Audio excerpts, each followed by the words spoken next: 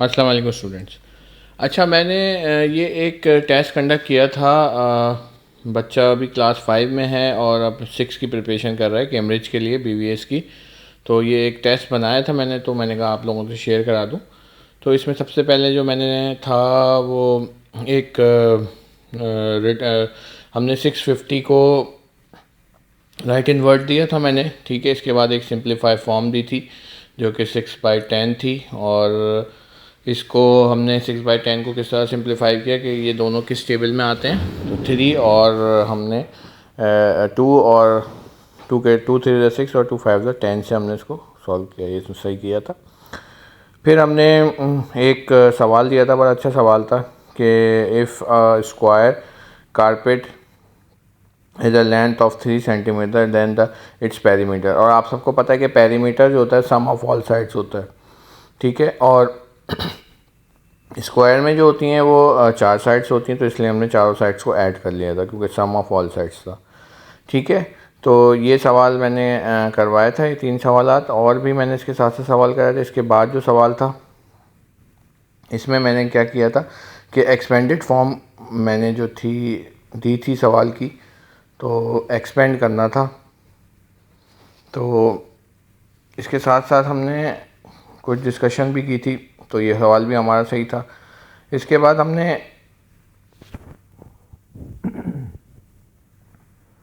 ये 4563 को हमने एक्सपेंड किया था। तो इसका आसान तरीका मैंने बताया था कि किस तरीके से करना है कि हम 0 0 प्लेस करते जाते हैं, यानी कि 4 लिख के फिर तीनों पे 0 0 प्लेस कर देते हैं।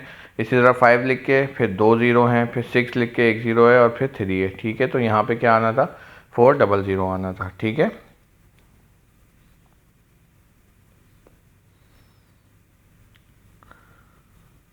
तो ये सारे क्वेश्चन जो थे मुख्तलिफ हमने कराए। इसके बाद जो था नेक्स्ट क्वेश्चन था हमारा क्वेश्चन नंबर 5।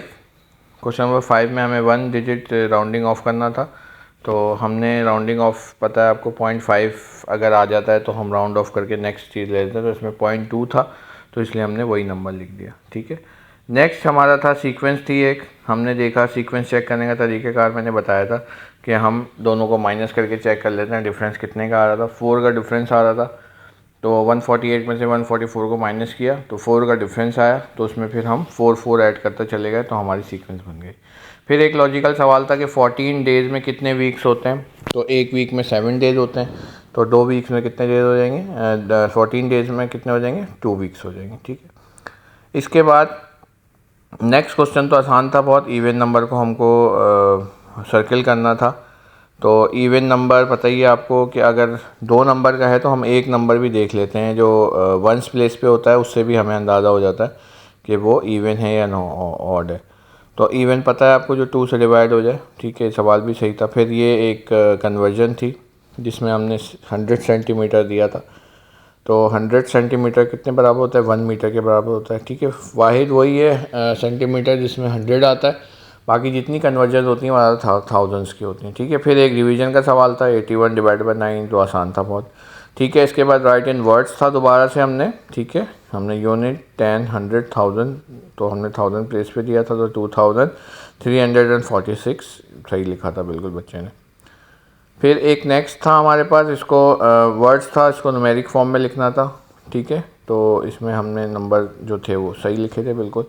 फिर इसके बाद हमें फ्रैक्शन थी, उसको डेसिमल, फ्रैक्शन एज डेसिमल था, तो उसको हमें फ्रैक्शन में कन्वर्ट करना था।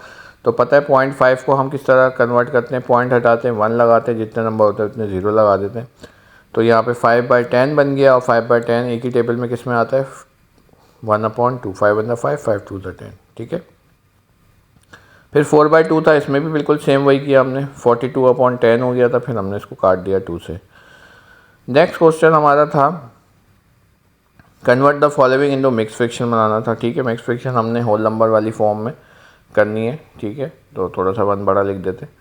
तो करने का तरीका वही है, जो डिनोमिनेटर में होता है तो बाहर आता है, जो न्यूमिनेटर में होता है वो अंदर आता है। फिर हम टेबल पढ़ के हमने इसको सॉल्व कर लिया था, ठीक है। तो ये वाला सवाल भी बहुत अच्छी तरीके से, इसी टाइप का पेपर जो है वो एग्ज़ाम में आता है। थोड़ा सा और हार्ड आता है क्योंकि ये अभी यानी कि एंट्री टेस्ट था, तो उसमें मैंने जो क्वेश्चंस दिए वो मैं आपसे शेयर करता हूँ, ठीक है। तो ये तो आपको पता ही है कि डिवीज़न करने का तरीक़ेकार कौन सा होता है। और हमेशा याद रखें कि जो रिमाइंडर आता है, जो डिवाइड में होता है डिवाइड में जाता है, जो रिमाइंडर जो आता है वो हमारा ऊपर आ जाता है, और जो आंसर होता है हमारा वो होल नंबर बन जाता है, ठीक है। फिर ये दूसरा सवाल भी बिल्कुल वैसे ही था। तीसरा पार्ट जो था उसमें हमको क्या मालूम करना था, एरिया मालूम करना था।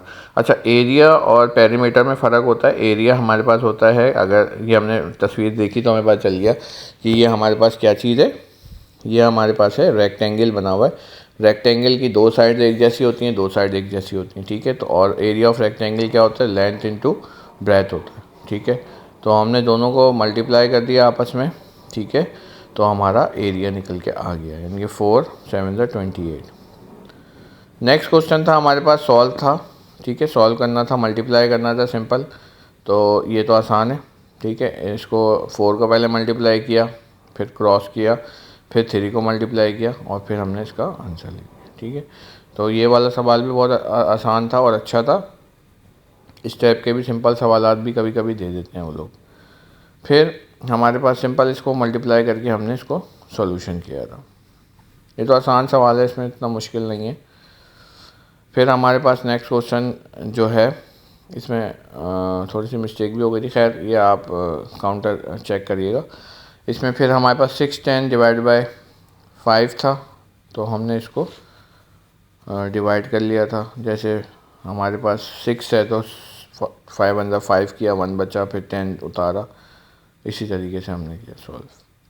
फिर ऑफ वाला सवाल हमने ले लिया। ऑफ याद रखें, ऑफ का मतलब होता है मल्टीप्लाई। तो 3/5 को मल्टीप्लाई करना था 25 से, तो 5 अंदर 5 5 5 25, तो 5 आंसर आया था, तो 3 5 15 आंसर हो गया,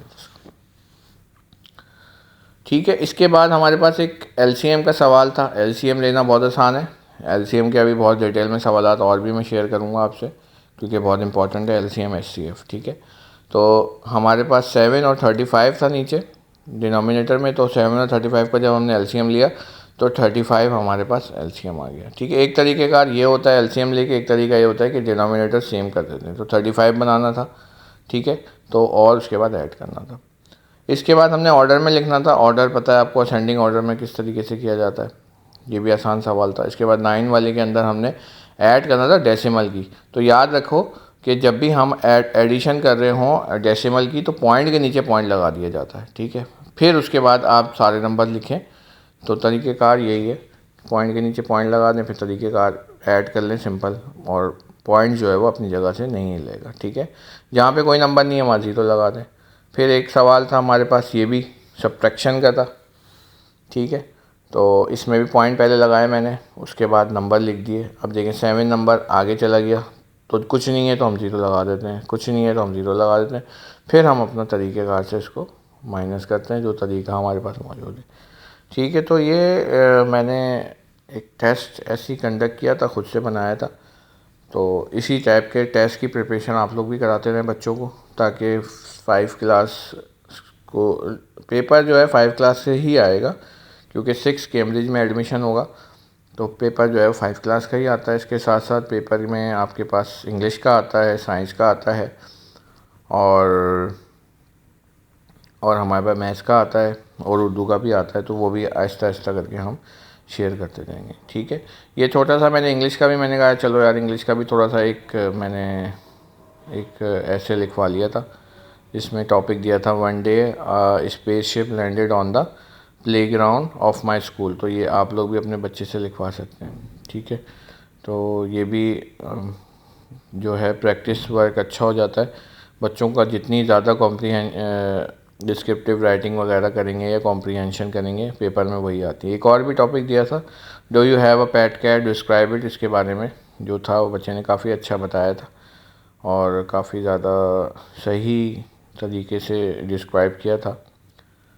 तो इंशाल्लाह ताला बाकी उर्दू का भी मैंने एक छोटा सा दे दिया था, मेरी माँ पे लिखना था। और एक दिन मैं स्कूल से वापस आ रहा था कि रास्ते में ये एक छोटा सा डिस्क्रिप्टर था। इसके अलावा जो प्रैक्टिस अभी हमें करानी है ज़्यादातर, वो वही कॉम्प्रीहेंशन, कंपोजिशन, क्लोज पैसेजेस, ठीक है। तो चैनल को सब्सक्राइब करें ताकि आने वाली वीडियो से आपको फ़ायदा हो सके। Thank you so much.